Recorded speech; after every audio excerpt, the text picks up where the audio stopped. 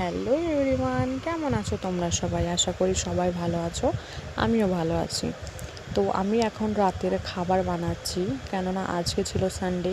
দুপুরবেলায় ভাত খাওয়া হয়েছিল, এখন আমি রাত্রিবেলায় রুটি বানিয়ে নিচ্ছি, কারণ আমার আর আমার হাজব্যান্ডের মেনলি রাত্রিবেলায় রুটি লাগে।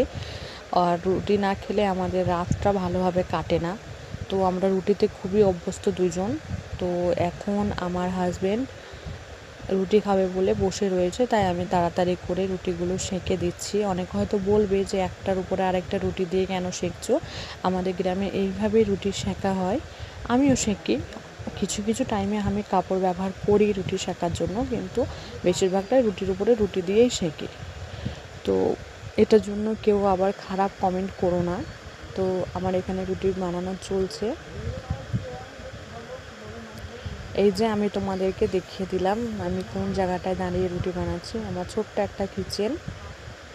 আমরা এখন ব্যাঙ্গালোরে আছি, কিছুদিন পর আমরা দেশে চলে যাব। তো এটাই হচ্ছে আমার লাস্ট রুটি। আমি একদিকে বানাচ্ছি আর একদিকে আমি আমার বরকে খেতে দিচ্ছি। আমার বরের খাওয়া হয়ে গেলে আমিও খেয়ে নেব। দেখো বন্ধুরা, কত সুন্দর রুটিগুলো ফুলছে।